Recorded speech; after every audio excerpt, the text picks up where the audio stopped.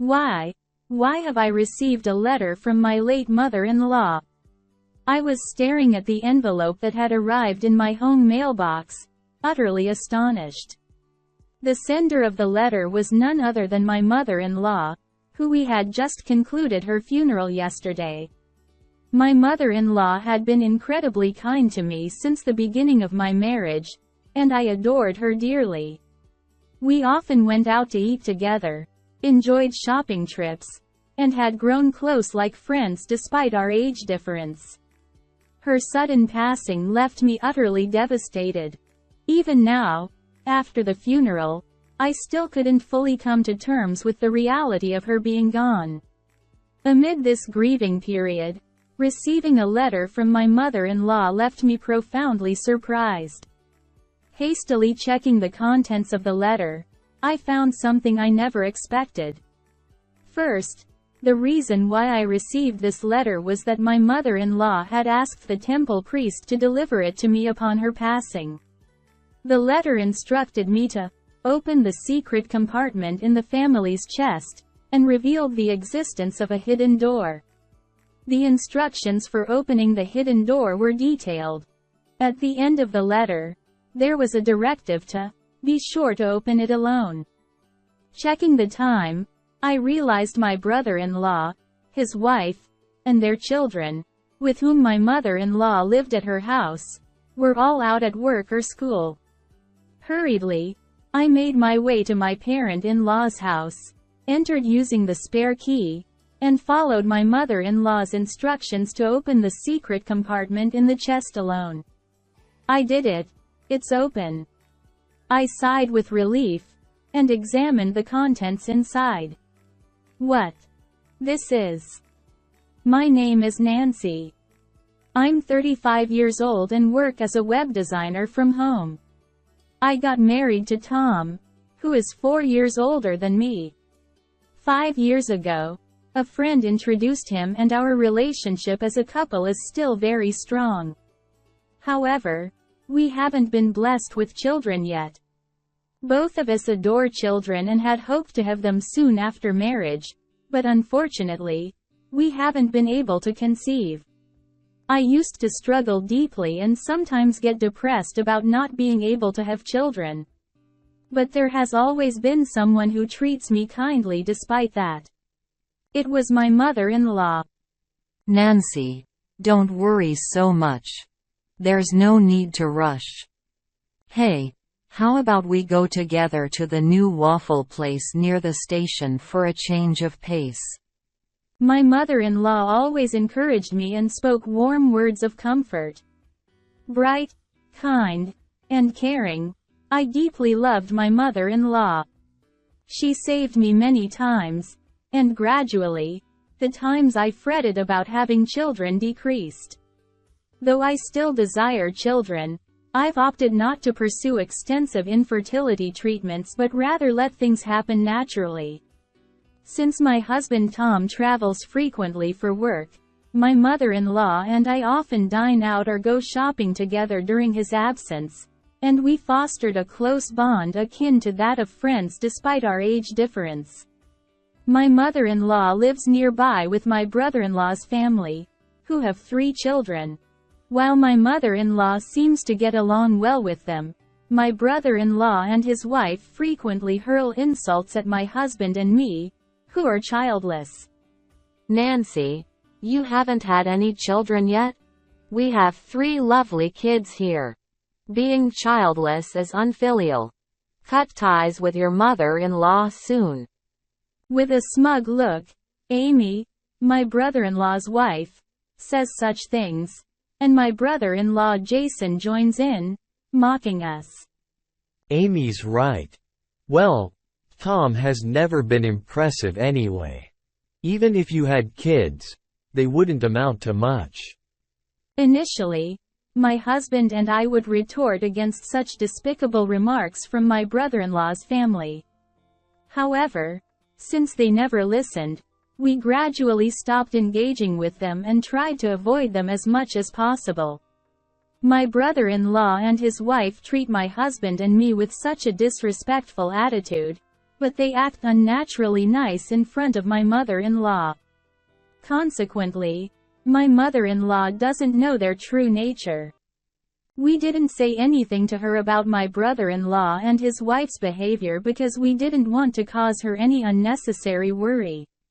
One holiday, my husband, my mother-in-law, and I planned to go out for a meal together. When the appointed time arrived, we headed to my parents-in-law's house. However, unlike usual, my mother-in-law wasn't waiting outside the door earlier than the appointed time. Is she not done getting ready yet? I wondered aloud. It's unusual. Well, she should be coming out soon. My husband replied. Neither my husband nor I thought much of it and waited for my mother-in-law to appear. However, as 5 minutes passed, then 10, she still didn't show up, nor did she answer her phone. I wonder what's going on with your mom. I began to feel uneasy. Feeling increasingly anxious, we rang the doorbell of my parents-in-law's house. With no response, we decided to use the spare key to enter. Hey, Mom? My husband called out as taking off his shoes at the entrance, but there was no response from inside. With a bad feeling, we hurriedly searched for my mother-in-law. Then, we found my mother-in-law collapsed in her bedroom. Oh my God! I exclaimed as I rushed to her side, and my husband immediately called for an ambulance. My brother-in-law's family must have been out together because besides my mother-in-law, there was no one else at the house. The ambulance arrived in about 8 minutes, and my mother-in-law was swiftly taken to the hospital. But unfortunately, she passed away there.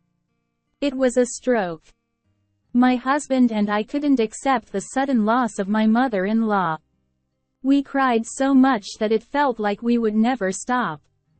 However, there were many things to do, like preparing for the funeral. We couldn't remain sad and despondent forever. The funeral was decided to be conducted as a family affair, and my brother-in-law assumed the role of the chief mourner.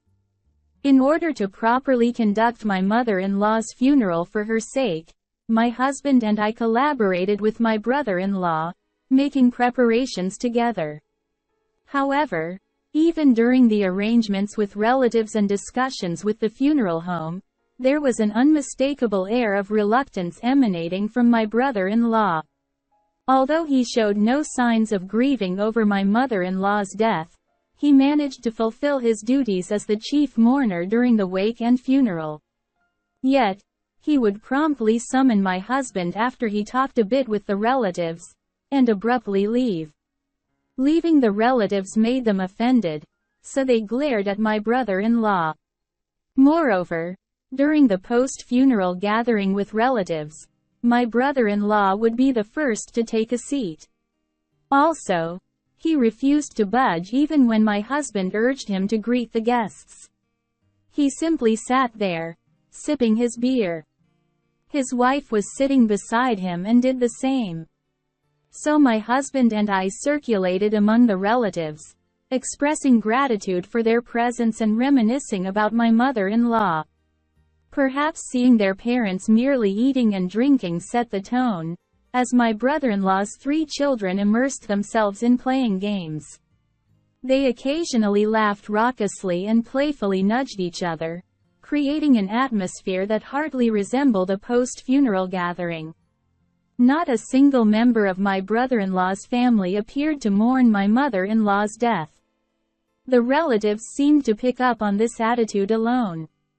Without even attempting to talk to my brother-in-law and his wife, they only bid farewell and shared memories with my husband and me. Despite the blatant change in the relatives' attitude, they remained unaffected. They kept ordering beer after beer, discussing inheritances, planning trips during mourning periods, and so on. After all the care they received from my mother-in-law while she was alive, how disrespectful these people are. I found myself casting disdainful glances at my brother-in-law's family. The next day, my husband left early in the morning for some procedures. I was staying at my home and intended to check the mailbox for the newspaper. Then, I noticed a letter inside. Who could it be from? Taking the letter and confirming it was addressed to me, I was surprised to find out that it was from my mother-in-law. Why would my mother-in-law send a letter? With astonishment, I returned to the living room to open the letter. Inside was something I had never expected. It seemed that my mother-in-law had asked the temple priest to arrange to send me this letter upon her passing. The letter contained instructions on how to open the chest, how to open the hidden compartment, and the contact information of the family lawyer. Finally, there was an instruction to ensure that, Please make sure to open it by yourself. I traced my mother-in-law's letter multiple times. Despite her slender frame, her handwriting was bold and strong. I took a deep breath quietly, feeling the powerful strokes of her handwriting, which truly reflected her way of life. Glancing at the clock hanging on the wall. It's 9:30. There should be no one in my parents-in-law's house now. With that muttered to myself, I hurriedly prepared to head to the family home. The children would likely be at school by now, and my brother-in-law and his wife should have left early this morning. According to the social media post by my brother-in-law's wife I saw this morning, they were planning an outing together. Also, they had their children go to school despite it being the day right after our grandmother's funeral. They seemed eager to enjoy their day off using bereavement leave. If that post was true, there should be nobody at the family home.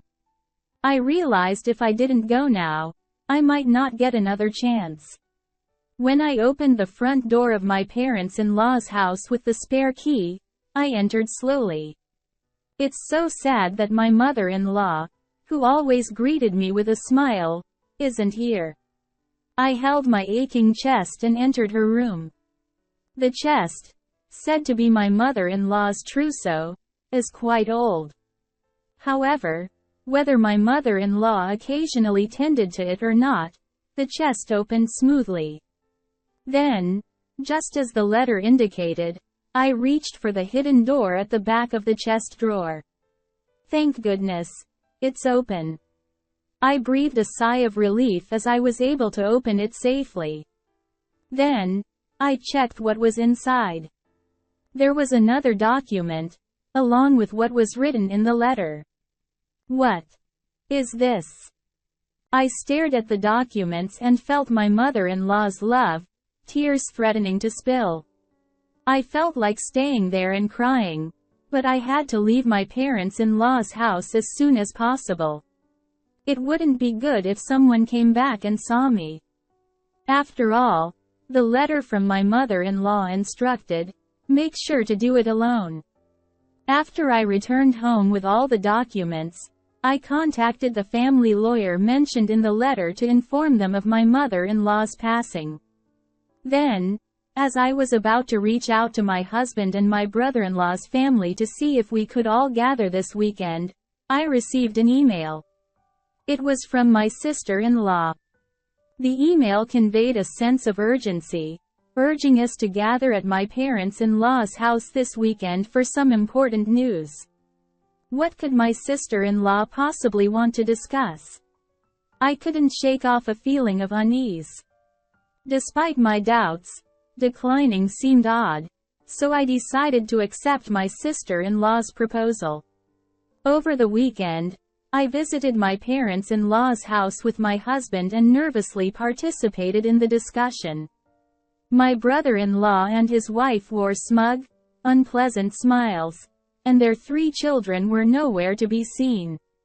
They must have been taken somewhere else. As soon as my husband and I took our seats, they presented a document. This is the will left by my mother-in-law.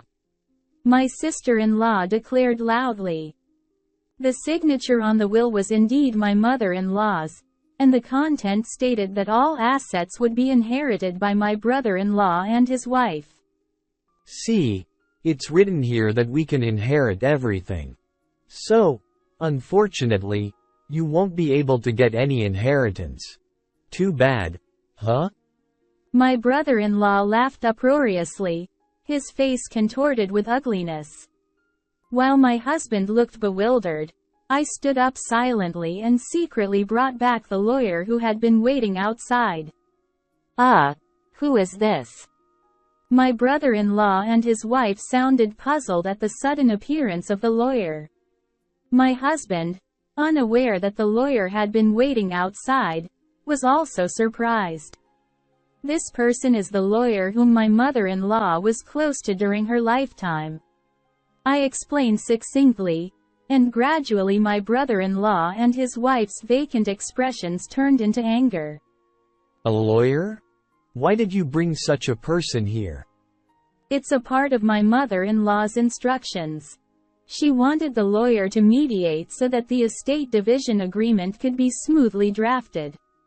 My brother-in-law and his wife loudly proclaimed that they didn't need a lawyer.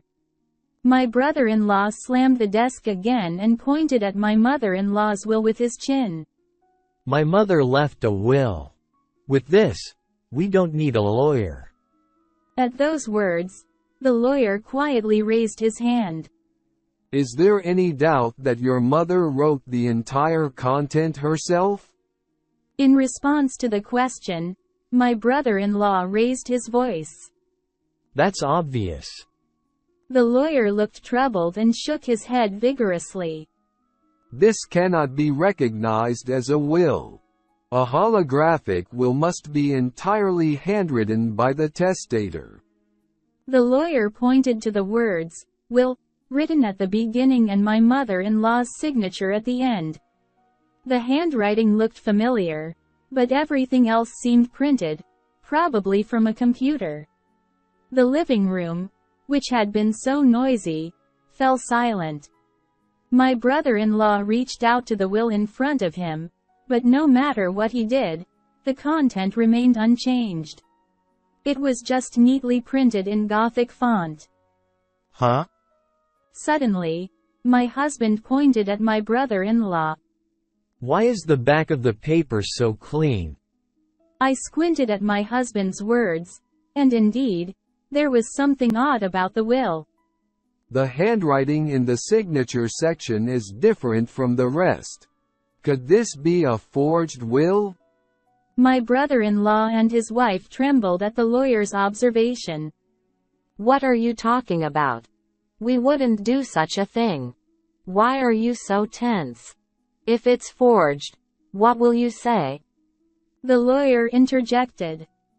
Forgery of a will constitutes the crime of forging a private document. Upon hearing this, my brother-in-law and his wife turned pale. Although they were agitated and making incomprehensible excuses, the lawyer delivered the decisive blow. Nancy has a notarized will, so your will is invalid. What? My brother-in-law and his wife were shocked, eyes wide open. What's that? We never heard of it. The letter I received from my mother-in-law mentioned hiding a notarized will behind the hidden door of the chest. We didn't know either. In the letter we received earlier, my mother-in-law revealed the hiding place to us. The letter contained not only practical information but also explained why she made the notarized will and why she told me about it. My mother-in-law had been feeling her health decline lately and had prepared the will, but she probably suspected that my brother-in-law and his wife might tamper with it. I had assumed that my mother-in-law was completely unaware of my brother-in-law and his wife's true nature, but it seemed she had a vague sense of their greed. The notarized will stated that the assets would be divided equally between my brother-in-law and my husband. What? She had prepared something like this.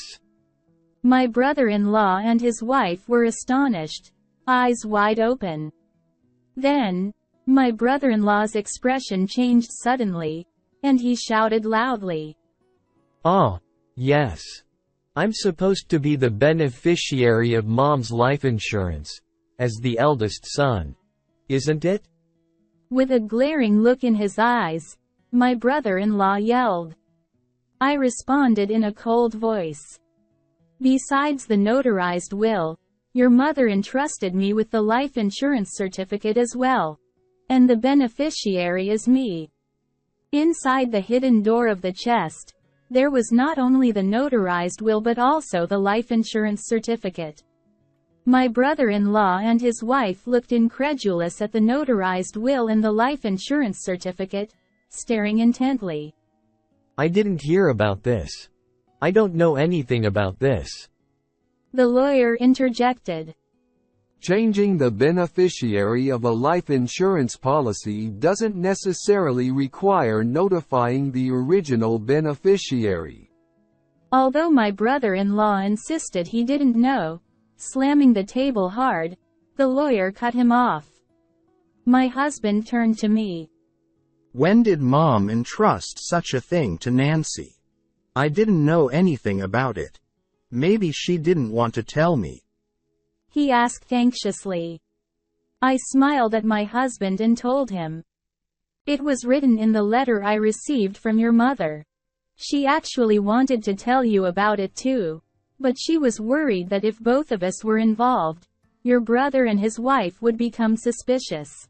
So, she entrusted it to me alone. I see. There's no wonder because Mom and you were really close. While my husband and I were talking, my sister-in-law barged in hysterically. I can't accept this. Why should you two, who didn't even show your children to my mother-in-law, inherit her estate? This is ridiculous. I can't accept this at all. My brother-in-law joined in, his face turning red as he shouted. "Exactly. You unlucky bunch have no right to Mom's estate. We were living here together just for her inheritance. Splitting it equally? Don't make me laugh. The inheritance is all ours." My sister-in-law continued to shout, adding to his selfish claims. We have 3 children. As compensation for not showing my mother-in-law any grandchildren, you should give all of her inheritance to our children for their future. We have shown 3 grandchildren, so we are much greater than you. The inheritance belongs to us. Despite my sister-in-law's aggressive tone, I remained calm. What you've been saying is nonsensical. Please calm down a bit. My composed demeanor seemed to infuriate my sister-in-law even more. Your calm attitude annoys me so much. Just give us the money already. You're a useless, childless woman. She yelled and lunged at me. My husband and the lawyer intervened, but before they could stop her, my sister-in-law punched me in the head. Ouch. She had several large rings on her fingers, so they were like a makeshift brass knuckles. I involuntarily cried out at the dull pain. Stop it. My husband and the lawyer pulled my sister-in-law away, but she attempted to reach for me again in her agitated state. Give us the inheritance. I deserve to have it all more than you do. I have 3 children. Her eyes were bloodshot, and her face was twisted like a demon's. My brother-in-law goaded her on, saying things like, "Hit her more." And my enraged husband called the police. When the police arrived shortly after, my husband and the lawyer explained the situation. My brother-in-law and his wife were then escorted away by the police. My husband and I thanked the lawyer and decided to send him home for today. What was supposed to be a discussion about creating an estate division agreement turned into a chaotic ordeal.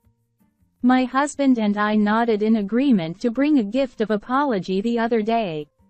My husband was deeply concerned about me being hit by my sister-in-law, but he seemed relieved when I told him the headache had completely subsided.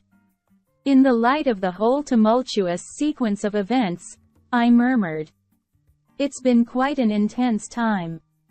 Then, my husband brought up something unexpected. Hey, Amy seems to constantly flaunt about the children, you know? She always boasted about showing Mom 3 grandchildren and how great she was. And, don't you think she's overly fixated on money? Indeed, my sister-in-law had been excessively promoting her children and exhibited an intense fixation on money during the earlier altercation about money. Well, she has been quite vocal about the children for a while, and her obsession with money was indeed extreme. Her expression while hitting me was terrifying. Yeah, you're right. It's a bit abnormal. After saying that, my husband fell into a pensive silence. "What's wrong?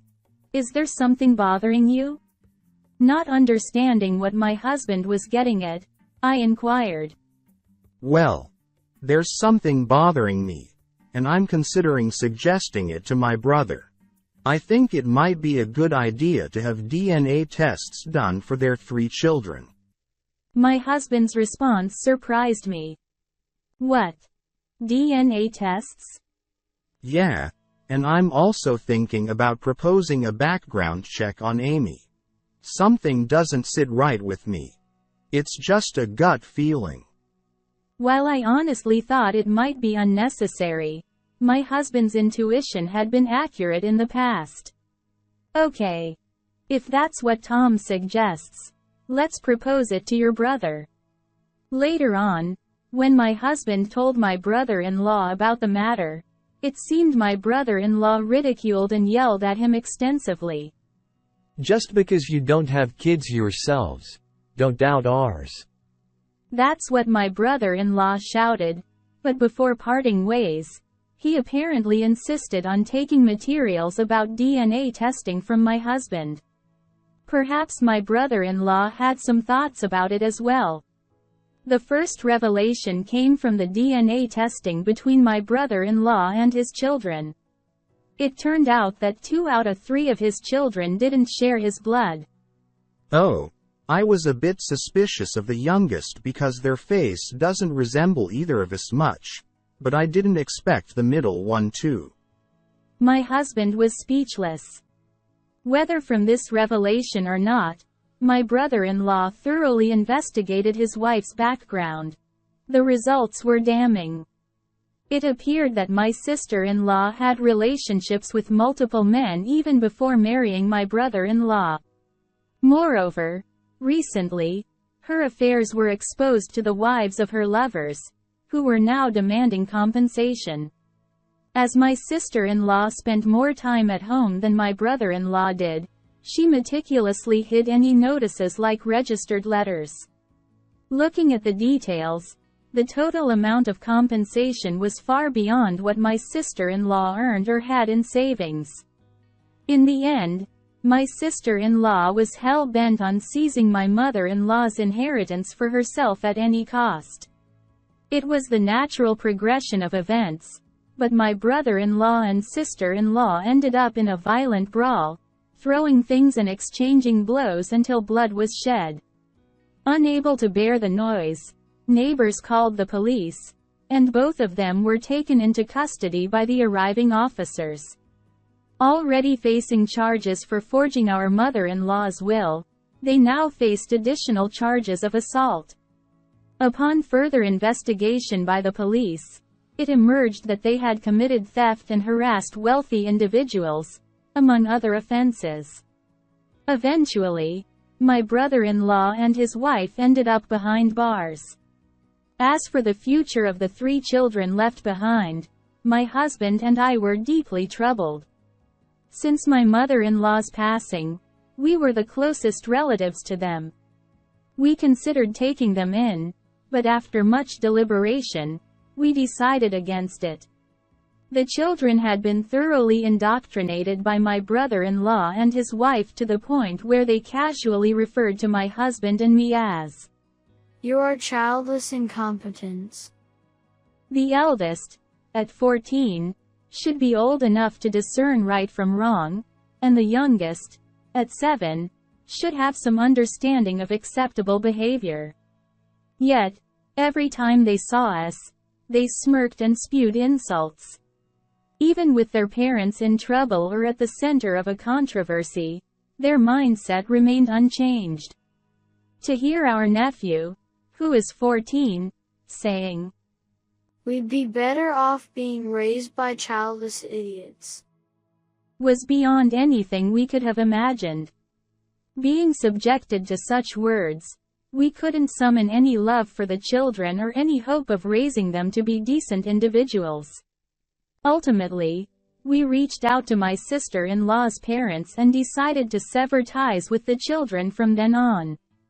It seems the children themselves understood our resolve, as our nephew remarked, "I'd rather live in Grandma's old shack than with the brainless childless couple." With that words, we felt that it was the best way for them. For the record, we have not disclosed to the children the fact that the younger two are not biologically related to my brother-in-law. Whether we reveal the truth or not, we leave it to my brother-in-law and his wife's relatives to decide. My husband and I decided to move to a distant place, using the inheritance left by my mother-in-law as our financial source, and start anew. It's a place abundant with greenery and nature, where both my husband and I quickly felt at home. There's a charming waffle shop near our house, and every time we pass by it, we reminisce about my mother-in-law, wishing she could have gone there with us. Soon after the move, I was blessed with the child I had longed for. When the pregnancy test showed a positive result, I couldn't help but scream with surprise and happiness.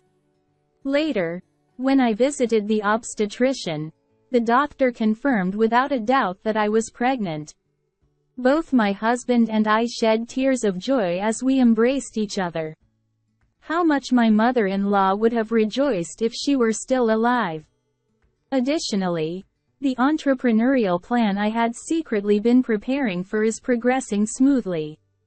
Both my husband and I are working hard for the child on the way, enjoying fulfilling days full of happiness.